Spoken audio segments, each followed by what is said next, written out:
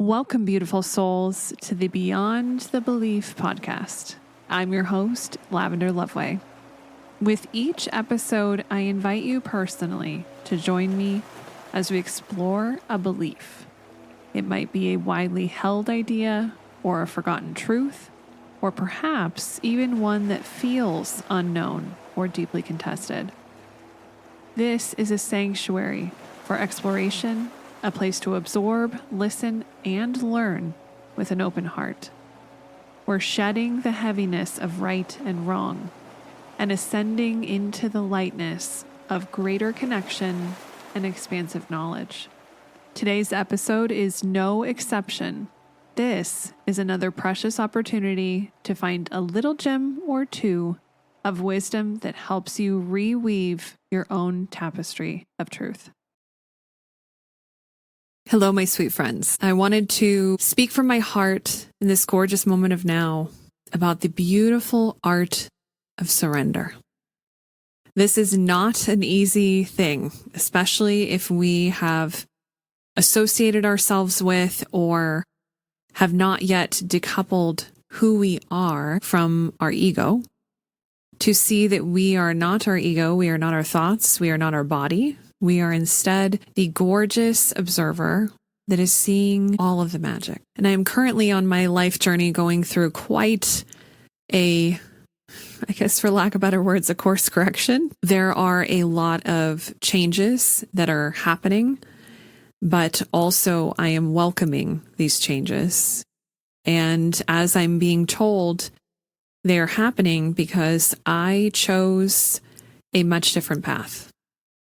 I was very wrapped up in my corporate career, and I was looking to, for lack of better words, prove who I was, what I could do, and to use my power to move mountains, to make lots of money, and to have lots of security in my corporate job. And through my recent journey, have learned that that is not where my path is supposed to lead. And instead, through the art of surrender, if you will, learning what is the art of surrender, to help identify where I am actually going. And funny enough, even through asking that question, learning that that is my ego, trying to understand, trying to anticipate, trying to see the next step and the step after that and the step after that. Because fortunately, unfortunately, that is what I learned in my corporate career. That is what I learned culturally. Being responsible, being diligent, being intelligent is part of anticipating what is next, being already there, having multiple solutions or options, and then guiding it to where I want it to go. And my guides were specifically sharing, and they have reiterated this many, many times, that I am on a path that is very steep. Like, imagine very, very steep. Almost to the point where I'm just going straight up, but there is a little trajectory of angle. So I am on a rocket ship to essentially course correct where I had paddled myself to be back to where my heart center and my higher self desires me to be. And what I often hear from my guides, which I believe all of us hear, we may deny these things or not pay attention to them. But we are so very loved. We are so very cared for. We are supported. And our guides, so all of those beautiful beings on the other side of the veil that assist us and help us execute the plan that we had architected, we had designed before we even came into this gorgeous earth. We have a plan of our existence. What are we doing here? Our plan says exactly what that is. And I think that what I have learned from this experience and understanding this, and understanding that this is part of the path forward that we intended to walk, or we intended to float if we're on this super conscious river of adventure. And what it often comes down to is the dichotomy, the choice, the extremes of fear and surrender, fear and love. Because where there is fear, there is not love. And our natural human tendency, silly ego, who tries their absolute best, but is for specific situations of execution, not for situations of planning or guiding or north starring. Like, our ego is not built or made for that. It is for, in the moment of now, how to navigate. Okay, I'm wanting to go this way, or I need to go this way, or I need to get this thing accomplished. How do I do that? That is where the ego excels. But what I find so curious, and I've noticed in myself, that this human tendency to react with fear often comes from not seeing, not understanding, or not being able to grasp the path ahead of us. My guides have shared this, and I'll read it to you. Often humans get afraid, discouraged, unsure about what may come up if they follow the path of the guided path.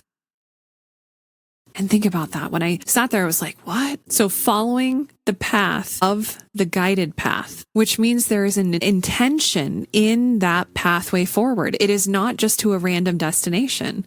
And we are not being, for lack of better words, held hostage. And now we have to get to this final destination and we don't know how to get there. That is not the case. We instead are resisting. We are fearing to follow the path of the guided path. So this means that our surrender, which often when I say surrender, many are like, well, I'm not going to just give up. I'm not going to just throw in the towel. I'm not going to just, we'll see what happens. You are correct that surrender is not a passive act. It is not a willy-nilly, I'm just going to, whatever. Instead, it is a conscious, powerful choice. And the thing that they were sharing that was just, it was reflecting through my soul was that they were sharing that not only having the willingness to listen, because I think that taking a moment to listen, our ego is the one who wants to take action, who wants to go and do and fix and take things across the finish line and get recognized for the behavior or the action or the thing. That's our ego. But our soul, who we actually really deeply are, is about listening and connecting and flowing with the all. And it's almost a willingness to travel this path and to see what's on the other side. For those of us who might be more adventurous by nature, I would put myself in that category. Maybe not extreme adventure, if you will, but adventuring is part of what makes life exciting. And seeing it from a, kind of almost like a childlike perspective of fun and adventure and a game and playing, what is on the other side? And if we embrace that energy, that feeling, there could be incredible magic over there. Now, if we hold a belief in our heart that it is not magic and it's punishment and it's scary and I don't know, and every time something happens that I don't know what's going to happen, I get insert thing here. Well, we are holding a belief that then is becoming true over and over and over. What if we took that belief and we set it free and said, okay, thank you for your service. Goodbye. Love you. Release you with love and come back to the fact, come back to the epicenter that the joyous, the potential, the adventure is aligning us with the magic of the universe. What would happen to our life journey then? Where would we go? Where would it take us? And as my guides continued to say, relentlessly surrender to the path, to the forward motion, to the pull of your soul. My goodness, that is so powerful. So think about, we might be fearful of what our own soul can see and feel and understand. And because our ego cannot get our minds wrapped around what it is, we instead resist it. I'd like to invite you to take a moment to sit down in contemplation and realize that when we surrender, we are not surrendering to chaos, but instead we are surrendering to a beautiful path that is being illuminated moment by moment and trusting that flow of that moment by moment discovery. I will say earlier in my life experience, when anxiety ran rampant in my daily experience, I never could have thought about slowing down to the point where I could allow things to unfold moment by moment. And this is what helped me see how in control my ego was. And instead, in the surrender, in the allowing, I then could start to trust the flow, start to release the reins, and start to bask in the stars. It's kind of like when you're in a car driving versus you're in the, let's say, in the passenger seat or in the back seat. When you're driving, you're paying attention to everything that's happening. And you might not get to see things in the sky, or you get to see things on the roadway, or you might not get to see the beautiful scenery that you're passing through. I don't know about you, but that was the thing that actually helped me switch my focus, switch the focus of my consciousness from instead focusing on, I want to drive and I want to know where I'm going because I have to know, to I would love to be a passenger, still be guided to the place that my soul wants me to be in, to go, achieve, whatever it is, final destination. But I want to enjoy every moment of getting there. I'm tired. I am exhausted. I do not choose to feel exhausted anymore. I do not choose to feel bogged down and heavy. I want to be light. Something else to think and ponder on that my guides shared. Surrender into the flow of where life is taking you that's already pre-programmed to joy, pre-programmed to expansion. It is already influenced. It is already thought through from your heart, from the epicenter of who you are. It carries with it a charge that allows for the trail to continue to illuminate in every gorgeous moment. That is what I seek, and that is what I invite you to seek along with me. This act of surrender is something to be embraced, and it is something to be celebrated. It is not easy because of the, as I affectionately say, the training that we've received on this gorgeous planet on how to supposedly navigate it. We've learned kind of backwards, but that's okay. We have learned the polarity that exists here. But this surrender is actually a monumental act of courage. It is not weakness. It is surrendering and allowing and letting go to the magic, to the interconnectedness of it all. And as my guides frequently remind me, this is what they wish for every single being. It is precious. It's monumental.